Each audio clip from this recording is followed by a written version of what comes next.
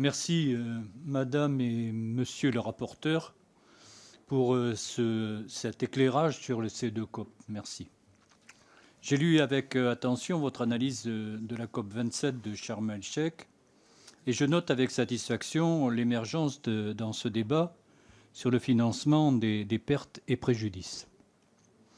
Il va, à mon sens, constituer l'enjeu déterminant des prochaines COP, mais même au-delà, une donnée fondamentale des futures relations internationales.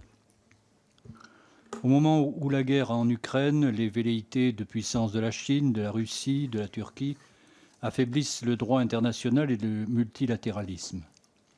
Au moment où des pays, parfois partenaires historiques, se détournent de la France pour se rapprocher de ces empires autocratiques ou de leurs officines armées comme le groupe Wagner, la crédibilité des pays occidentaux en matière internationale sera vraisemblablement jugée très prochainement à l'aune de notre capacité à nous engager sur ce financement des pertes et préjudices. Le chef de l'État a lancé cette initiative d'un sommet international pour un nouveau pacte financier avec le Sud qui devrait se tenir au mois de juin.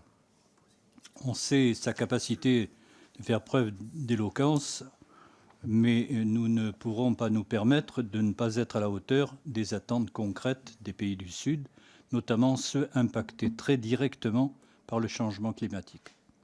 On sait que la taxe Chirac sur les billets d'avion permet un financement fléché de l'aide au développement et notamment de la lutte contre certaines maladies. On sait également que la taxe sur les transactions financières est un autre outil prometteur puisqu'une partie de son produit peut être affectée à l'APD. On sait également que cette taxe sur les transactions financières n'empêche pas vraiment la spéculation, ne rapporte pas des sommes suffisantes au regard des enjeux et n'a pas convaincu suffisamment de partenaires pour être étendue, ne serait-ce qu'au niveau européen. Nous formulons donc le vœu que le sommet de Paris ne soit pas un rendez-vous manqué, que l'ambition des 0,55 du revenu national brut soit considérée et que l'objectif des 0,7% devienne un véritable horizon. Merci. Je vous remercie. Madame, monsieur. Merci beaucoup, chers collègues, pour votre question qui est très intéressante, qui va vraiment au cœur vraiment des enjeux avec, en parlant de crédibilité. Voilà. La mise en place de ce fonds était vraiment indispensable et la France l'a bien compris au moment de la COP qui a été prolongée pour mettre la pression pour aboutir à cette création. Et ensuite, oui, il en va de la crédibilité vis-à-vis de ces pays du Sud qui se détournent aujourd'hui de la France et qui vont vers d'autres pays. Et, voilà. Et ça laisse ensuite à penser à toutes les hypothèses qui peuvent nous amener ensuite à avoir des pays qui se tournent vers des organisations comme Wagner. Et le sommet de juin doit répondre à ces questions de financement, à ces questions de comment on met en place ces sujets-là et comment on rentre au cœur et on donne à ces pays-là et mise à disposition directe. Parce qu'encore une fois, c'est devant des catastrophes qui sont immédiates que ces pays-là ont besoin de fonds. Et dès lors où ces pays-là n'ont pas de réponse, ces pays du Sud, ben, ils ne comprennent pas, ils sont crispés. Et les relations internationales, aujourd'hui, d'ici à 2050 et d'ici aux années à venir, encore une fois, vont être régies par les questions climatiques. Et dès lors où les pays ne s'engageront pas à la question climatique, les relations entre les différents gouvernements seront, je pense, bridées, fermées, et même totalement rompues, et avec aucun horizon de pouvoir reprendre, je le pense. Donc le sommet de juin est un rendez-vous important et j'espère qu'il apportera ses réponses. Après, je ne suis pas encore convaincu.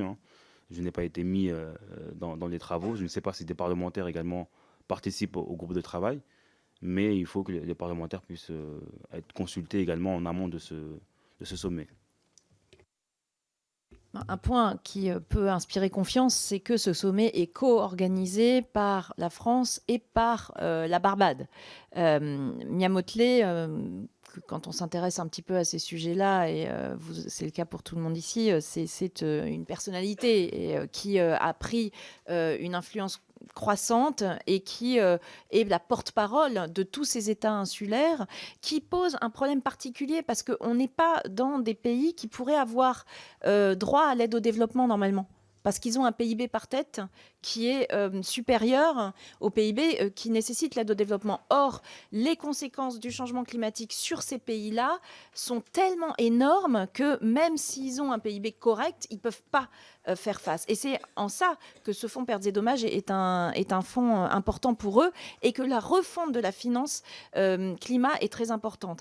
Et évidemment, sur l'aide publique au développement, je vous suis. Il faut absolument qu'on réussisse à atteindre les objectifs qu'on s'est nous-mêmes donnés.